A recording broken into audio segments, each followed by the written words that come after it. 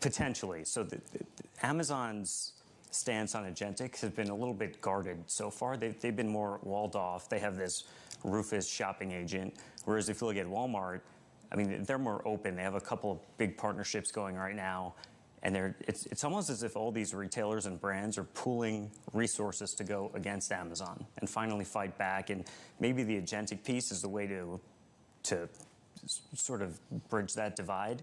But there's always a possibility that Amazon changes their stance and doesn't have some kind of partnership. There's some news articles today about a potential, Amazon speaking with OpenAI about agentic shopping. So all this could change very quickly. It's all incredibly fluid. What does the new CEO make of all of this? Do you think he's doubling down on AI? For sure. I think AI will be one of John Furner's big priorities. Doug McMillon, great run at Walmart, he essentially built the digital foundation for this business. And now John Furner is going to come in here and accelerate all the AI, all the cost savings plus volume gains. And I think we'll hear more about that on their call today. That departure, that leadership change felt abrupt. As an analyst who follows the company, was it abrupt for you? And what do you think was ultimately behind that move? Yeah, it did happen a little sooner than I thought. I thought Doug might have had another couple years left at Walmart, but he's going out on a really high note here.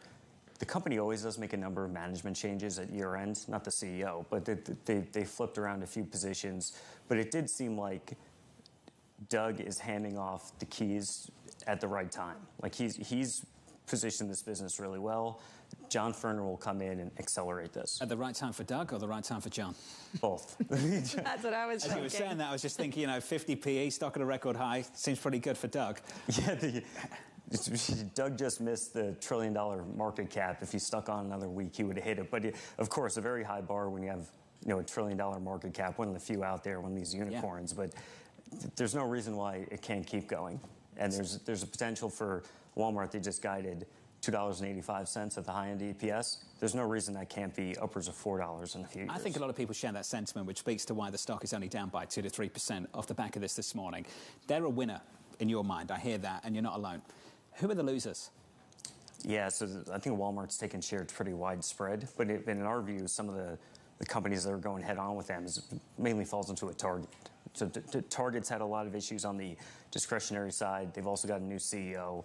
They'll be hosting sort of an analyst day in a couple weeks, and we'd like to hear their attack plan of what they're going to go after.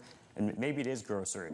Maybe that's what gets you in Target, gets the frequency of purchasing, a more weekly shopping trip, and then you wind up spending on all that other discretionary stuff. But they've got a pretty big uphill battle here. I'm just sensing from what you're saying that you don't buy the turnaround story because the stock started to bounce year to date. You don't buy it? Not yet. I want to hear more. The stock's moved pretty strongly year to date. It's up almost 20%. Not much has changed. I mean, maybe some of the spending over the last few weeks has gotten a bit better, and then you have some optimism around tax refunds. So I think that's helped some of these names that have been beaten down, and it's skewed more to Target this year. Does Target have an AI agent like Walmart's Sparky?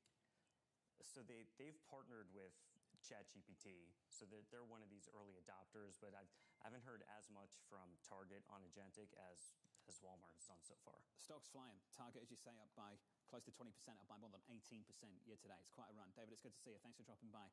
David Bellinger there of Mizuho, seeing this as a conservative forecast for Walmart, just to set the bar low enough for the new guy going into the C-suite. That's nice, right? I think actually if you're entering that kind of position after Doug McMillon, who's been there forever and really was helming this company, it's kind of nice to think, okay, we're going to set the bar very low, so at least I know I can clear it. If that's what you're thinking, then you want to buy on a dip like today, potentially. Stock is down by 2 to 3% in the pre-market. Futures are lower by 0.4%. We're close to session lows at the moment.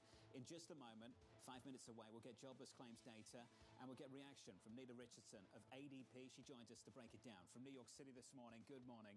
You're watching Bloomberg TV.